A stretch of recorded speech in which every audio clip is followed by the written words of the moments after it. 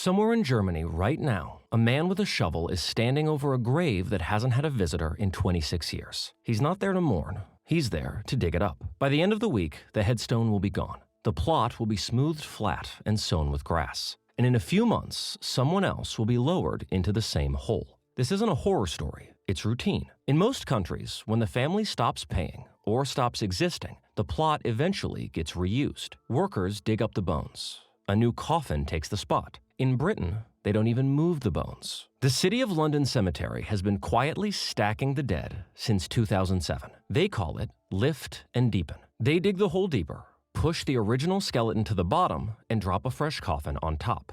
Two strangers, one plot. In some places, including most of the United States, the headstone just stays where it is, wearing down, while the world forgets who's underneath. The legal status doesn't matter. The visiting stops within 3 generations regardless. A grave nobody visits is already gone, whether or not anyone with a shovel ever comes to make it official. Most people still believe in perpetual rest. They grew up thinking a grave is forever. A stone, a name, a patch of grass that belongs to a family for eternity. The permanent grave was invented in 1831 when Mount Auburn Cemetery opened outside Boston. The first cemetery in America designed to look like a park with private family plots that would never be disturbed. It was sold to a middle class who wanted something more dignified than the crowded urban churchyards of the previous generation. We forgot so completely that when we look at a cemetery today, we think we're looking at the natural way humans have always treated their dead.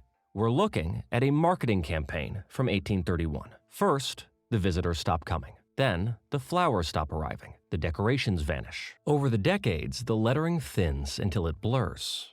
The stone collects lichen, develops a tilt, sometimes falls. The plot flattens back into the surrounding grass. After 100 years, the stone might still stand, but the name on it is just a worn shape. After 300, the cemetery itself is probably gone. The grave doesn't disappear, it just stops being a grave. Try naming all of your great-grandparents, first and last names. 96 out of 100 people can't. They were alive less than 100 years ago, holding the babies who became your grandparents. Without them, you wouldn't exist. You forgot them.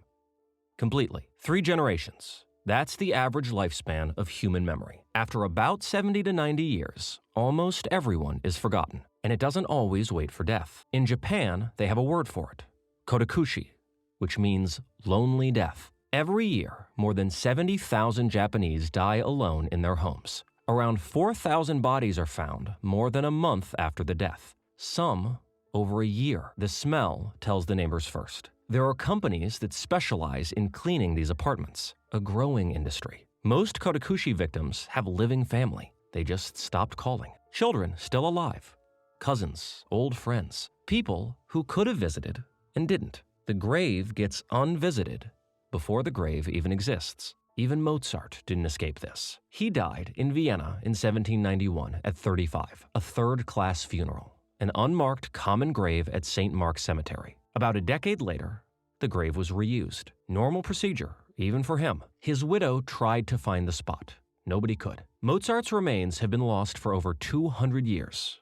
The monument in Vienna is a guess. And Mozart isn't the strangest case. In the mid-1920s, the biggest movie star on Earth was Rudolph Valentino. He died in 1926 at 31. 100,000 mourners filled the streets of New York. Riots broke out. Women fainted. Today, you've probably never heard of him. 100 years from worldwide fame to a blank. We couldn't keep Mozart's body. We couldn't keep Valentino's name. Neither will we keep yours. The neuroscientist David Eagleman wrote that we don't die once. We die 3 times. The first death is when your body stops. The second is when the body is put in the ground or burned. The third is the one nobody talks about. The moment, sometime in the future, when somebody says your name out loud for the very last time. For most people, the third death comes about 3 generations after the first. The same 3 generations that already erased your great-grandparents. Your children will remember you in detail. Your voice, the way you smelled, the hands when you got old. Your grandchildren will remember fragments. A story, a photograph, the smell of your house on holidays. Your great-grandchildren will know your name on a family tree, if that, and roughly what you did for a living. Your great-great-grandchildren won't even know you existed.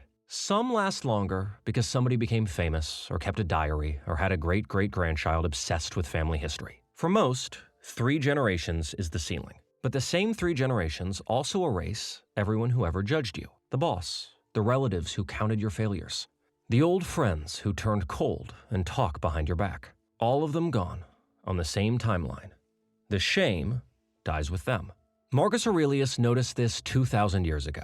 The people you're trying to impress are about to be dust. Anthropologists say your real audience is around 150. Everyone else is a stranger you've been performing for. Even you forgot yourself. The childhood friend you swore you'd never lose touch with, whose face you can't picture anymore. The dream you held in your 20s, you can barely remember why it mattered. 10 years ago, you cared about completely different things. The forgetting isn't waiting for you to die. It's been happening your whole life. You've been burying yourself your whole life. Somewhere, there's an old teacher who taught you to read, the clerk who handed you your first paycheck, the neighbor who watched you grow up. They thought about you for years. You can't picture their faces. You're not just being forgotten. You're forgetting just as fast. Your body is gone first. Then the people who loved you start forgetting. Your name follows. And cremation doesn't save anyone. Ashes get scattered, lost, thrown out. A few names do last for millennia. Socrates, Buddha, Tutankhamun. About 100 names out of 100 billion lives. If we're being honest, for average people like us, the math isn't on our side. You're not waiting to be forgotten. You're already mostly forgotten. 8 billion people are alive right now. They don't know your name. The billions who haven't been born yet won't either. The grave just finishes what indifference already started. Some people get ahead of this. Genghis Khan died in 1227. He ordered his grave hidden. The traditional accounts include soldiers killing witnesses, horses trampling the ground flat, and a river diverted over the site. 800 years later, after expeditions and modern satellite surveys, nobody has found his tomb. He's somewhere under a Mongolian hill. Most of us are forgotten by accident. He chose it. You've already been dead. For 13 billion years before you were born, you didn't exist. The universe was running fine. Stars dying, empires rising and falling, people getting married, having children, building cities, making art, fighting wars. Not one of them missed you. You hadn't happened yet. When you die, you'll go right back to it. People imagine death as a person trapped in the dark. It's not that. It's exactly what came before, and that part was fine. Something does survive. The way your grandfather said one specific word, which your parent picked up, which you picked up, which your kid will use in conversations you'll never hear. The recipe nobody remembers learning. The kind thing someone said to you in a bad year, which you said to somebody else 15 years later. Nothing of you survives by name. Versions of you survive constantly. Most of your life is the boring stuff. The ordinary Tuesdays, the hour cooking dinner with music on, the walk you took for no reason. None of it will make it into the obituary. None of it is supposed to. That's where you actually live. This isn't a curse. It's the point. Permanence would be a punishment. Imagine being remembered forever, watched forever, judged forever. Your worst day on permanent record. The forgetting is what lets every generation start clean. It's what lets your shame have an end. Mortality isn't punishment. It's mercy. This is already happening. Right now, people are being erased on a precise schedule. Some died last week. Some died 80 years ago, and the schedule just caught up. It's already happening to your great-grandparents. Your grandparents are next. Then your parents. Then you. The only question is the order and how it happens. Because eventually, there is no one left who knew you, or anyone left who didn't.